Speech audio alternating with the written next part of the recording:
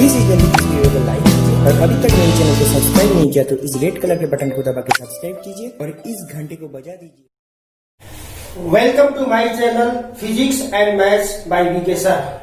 आज का टॉपिक है the force on moving charge in a magnetic field that is called Lorentz force, यानी गतिमान आवेश पर चुंबकीय क्षेत्र में आरोपित बल या लॉरेंज बल। जब कोई आवेशित कण किसी चुंबकीय क्षेत्र में गति करता है तो उस आवेशित कण पर एक चुंबकीय बल आरोपित होता है। इस चुंबकीय बल को लॉरेंज बल कहते हैं।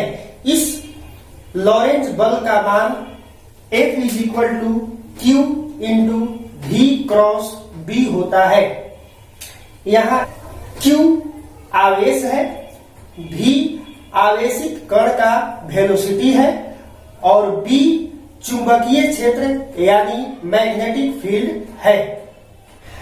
इक्वेशन फर्स्ट लॉरेंज बल का वेक्टर फॉर्म का एक सूत्र है। हम इसे अदिश रूप यानी स्केलर फॉर्म में भी लिख सकते हैं, जैसे F is equal to Q V cross B।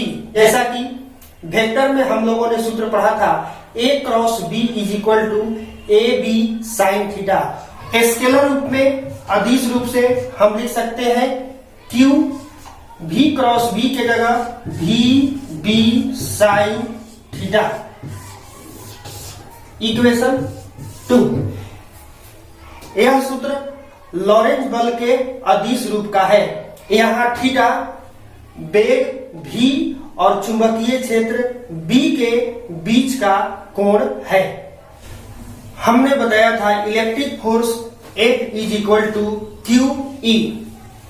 अब इसे हम इक्वेशन 3 नाम दे देते हैं।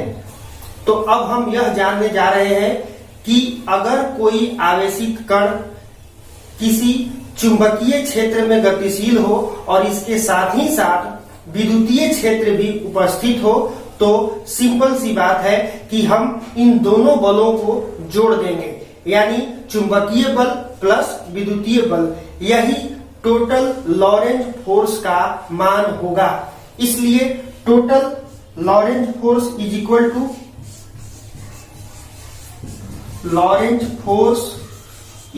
To electric force QE plus magnetic force Q into V cross B। अब हम यहां पर देख रहे हैं दोनों में Q है, कॉमन ले लेते हैं। Q common, E plus V cross B। Equation 4, this formula is called Lorentz force. अब हम लॉरेंज बल पर आधारित कुछ स्पेशल केसेस की चर्चा करेंगे।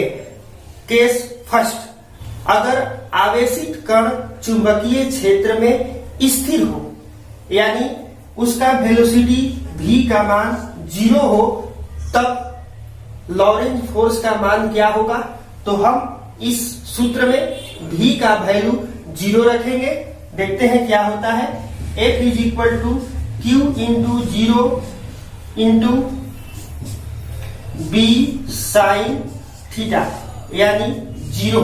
इसका मतलब यह हुआ कि अगर कोई आवेशित कण किसी मैग्नेटिक फील्ड में विराम अवस्था में हो तो उस पर लॉरेंज बल का मान 0 होता है।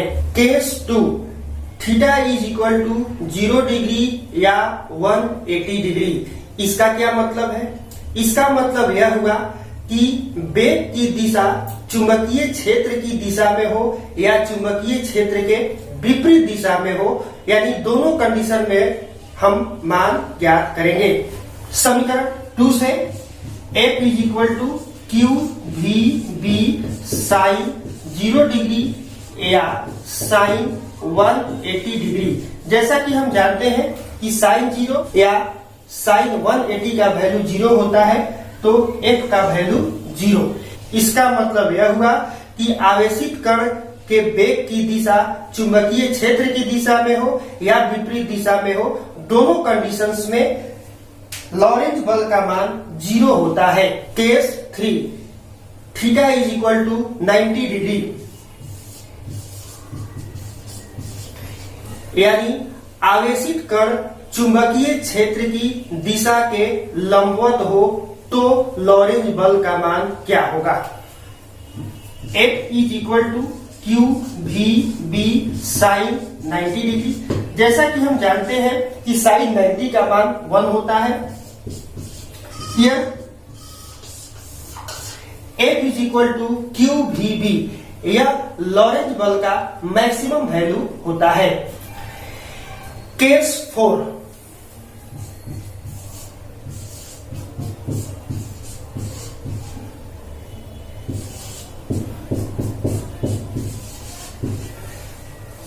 when theta is not equal to 90 degree and theta is not equal to 180 degree, यानी जब आवेशित कण चुंबकीय क्षेत्र की दिशा के लंबवत या समानांतर न हो, तब मैग्नेटिक फील्ड का कंपोनेंट v cos थीटा रेखीय गति कराता है और मैग्नेटिक फील्ड का परपेंडिकुलर घटक यानी v sin थीटा सर्कुलर गति कराता है। इन दोनों गतियों के रिजल्टेंट को हेलिक्स कहते हैं।